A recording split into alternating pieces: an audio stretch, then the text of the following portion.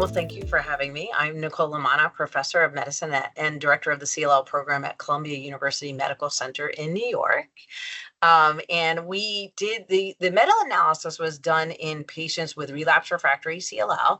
And essentially, this is, if any of you are familiar with meta-analyses, I mean, these are obviously comparisons of results of multiple studies. And what's different about this is called a network meta-analysis. So this is a little bit different than, let's say, a traditional meta-analysis because it allows for comparison of more than one intervention from both what they call like a direct evidence. So for studies that are comparing something that's head to head, as well as an indirect evidence too. So they can look at, they can compare interventions to a common comparator as well. So it's a little bit more advanced compared to a more traditional meta-analysis. And so this looked at relapsed refractory CLL patients that had deletion 17p or p53 or 11q, looking at 3 studies with relapsed refractory patients: the ALPINE study, which was the zanubrutinib versus ibrutinib, the ELEVATE-RR, which is the acalabrutinib versus ibrutinib study, and the ASCEND study, which is acalabrutinib versus investigators' choice of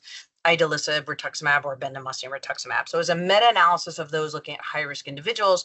And from that network meta-analysis, the results that stood out is it looked, at least for the high-risk patients, because that's what we focused on, was a subgroup of genetically high-risk patients, that it favored zanubrutinib in terms of reduction of progression or death compared to acalabrutinib or ibrutinib. There were some trends favoring zanubrutinib over acalabrutinib with regards, or ibrutinib with regards to survival or efficacy, overall survival efficacy, but these were not statistically significant. So I think that the take-home point when I look at some of these, and there's lots of, there have been lots of these sort of either meta-analysis or MAICs, indirect comparisons that have been resulted and reported with all the covalent BTK inhibitors. I think the way I would approach this, or how I would look at this in my own practice, is that if I'm thinking about treating somebody with a covalent BTK inhibitor, I would think about a second generation because the acalabrutinib and zanubrutinib have less side effects or adverse events compared to ibrutinib.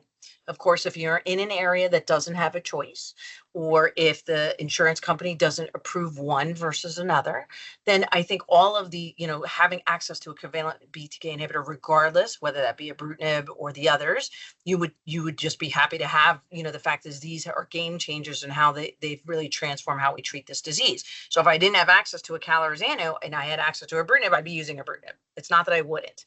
But if I have a choice and I'm going to look at a second generation, I'm going to think about the newer ones due to less cardiac adverse events and risks. With regards to the subgroups from this comparison, you might think about zanubrutinib for our high-risk individuals, given the comparison. Now, what are the flaws? Obviously, they're comparisons. They're not a prospective trial. So when we look at the ALPINE study in particular, and you're looking at zanu versus ibrutinib, there's no doubt for patients with high-risk disease it looked like that was superior, and that was a prospective study and randomized. It's hard, at least from this for this network meta-analysis, it looked like it was still, favoring zanubrutinib when you look at high-risk disease. And so I might consider that in my high-risk individuals. That's where you might go when you start getting a little bit picky in particular. That's where I would look at this particular publication and say, maybe for my, ultra high-risk patients, I might choose zanubrutinib as a covalent BTK inhibitor of choice. But by no means is this a prospective study. So you got to keep that in mind with the flaws of these types of analysis.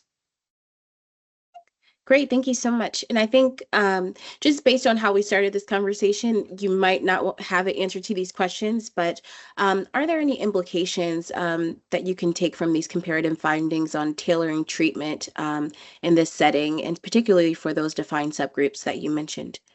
Yeah, so that's where I was saying that is, if you're going to look at this kind of data, where I might take that information and say, hey, if I have somebody who has a 17p or a TP53 mutation, I might favor using zanubrutinib if I'm going to use a covalent BTK inhibitor for that individual. That's where you might go, hey, I think I'm going to choose something like zanubrutinib for those individuals based on this kind of data, because it looked like there was, a reduction of progression or death in these individuals from this analysis, from this comparison.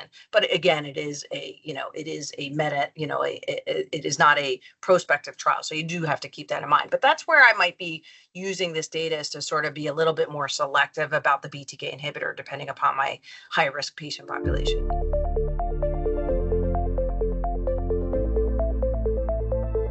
At the recent Congress, the European Hematology Association meeting, we had a lot of different presentations for CLL, which was very exciting. And one of this was a real world poster presentation looking at data. You know, a lot of our clinical trials aren't able to always address other issues or what's going on in the real world setting. And so, you know, our patients on clinical trials are obviously motivated to be on a clinical trial. And I think our patient population is a little different, on our clinical trials than compared to what goes on in the community settings and all the time in everyday life. And so it's nice to look at some of these larger comparisons in the real world data, that some of these things we won't be able to access or get all this information from some of our clinical trial arena. And so this was a comparison looking at venetoclax obinutuzumab versus patients receiving frontline zanubrutinib, and trying to look at serious infectious complications. And what we meant by serious was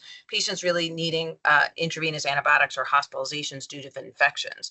And I think, infections in CLL are probably one of the most common things we deal with on a day-to-day basis with our CLL patients, whether they're on treatment or whether they're off treatment. It's the most common call that I receive in my practice. And we know that inherently CLL patients are more prone to getting upper respiratory infections, particularly sinus infections and chest infections, pneumonias, bronchitis. Those are the most common, are the upper respiratory infections. And that's what we deal with on a routine daily basis. So this it captured patients from a database, a Synchrony database, where it looked at their hospitalizations, antibiotic use, so on and so forth. And over 2,000 patients who received venetoclax and obinutuzumab, and over 2,000 patients who received zanubrutinib.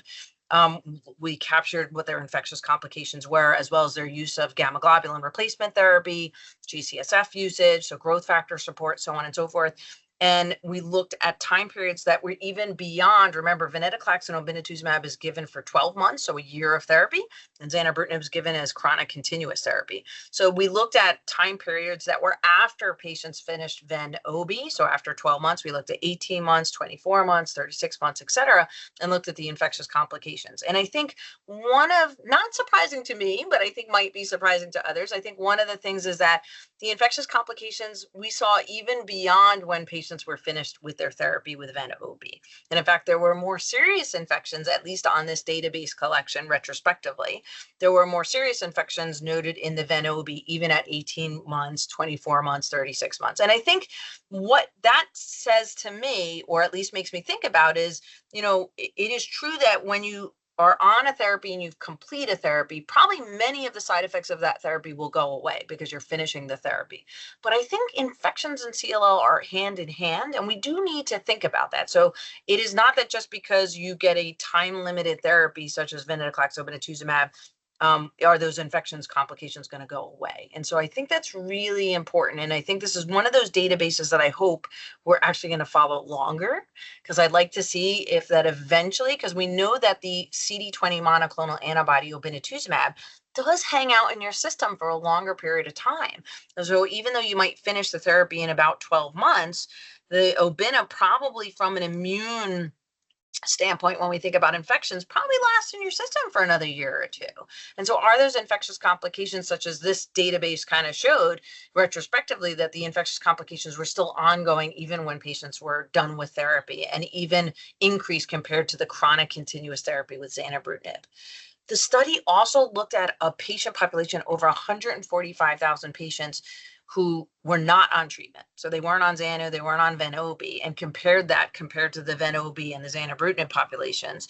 And the serious infectious complications were similar between the zanubrutinib chronic continuous and the patients who were not on therapy that were being followed. And so in comparison to ven-ob at those particular time points. So I think this kind of data really tells me that infections are something we still deal with all the time with our CLL patients.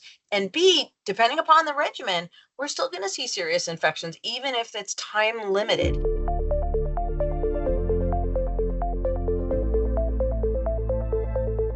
the BTK inhibitors, the covalent BTK inhibitors, but even the non-covalent, I think as a class, we know that the BTK inhibitors have certain adverse events of special interest, hypertension being one of them, the cardiovascular risk, atrial fibrillation, atrial flutter, ventricular arrhythmias are part of, unfortunately, a part of the a part of the adverse events that are associated with this class of agents.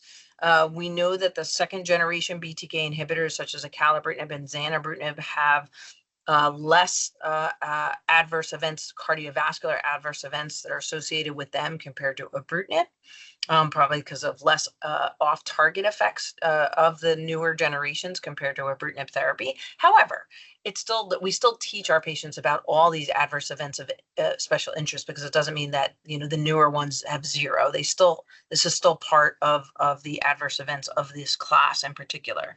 There have been many real-world studies looking at the data of trying to compare these agents together. There's also obviously been some randomized data looking at ibrutinib and acala and ibrutinib and zanu that are head-to-head, that are prospective, but there have been some real-world data looking at the risks of hypertension and cardiovascular events with these agents as well. And this was just one of those, again, looking at retrospectively looking at a database that compared zanubrutinib, acalabrutinib, and ibrutinib, and looked at their incidence of hypertension, because this is obviously very common in our older patient population. Most patients with CLL, the median age is 72.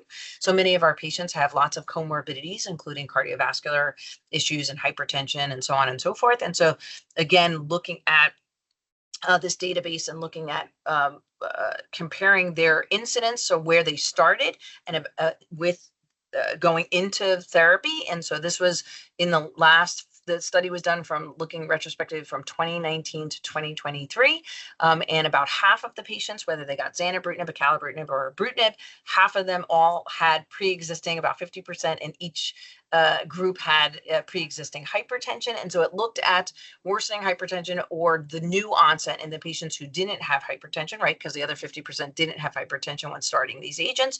It looked at the degree of hypertension that started, so new onset hypertension. And what they found is that there was worsening new onset hypertension in ibrutinib as compared to zanubrutinib or acalabrutinib treated patients. So there was an increased risk of that in the ibrutinib treated patients. And so I think, again, when I look at these the covalent BTK inhibitors, as I say, I think that this kind of data just supports my use of the newer generation, second generation BTK inhibitors, because there's less incidence of the adverse events, particularly of hypertension or cardiovascular adverse events when we think about the newer or second generation BTK inhibitors compared to ibrutinib.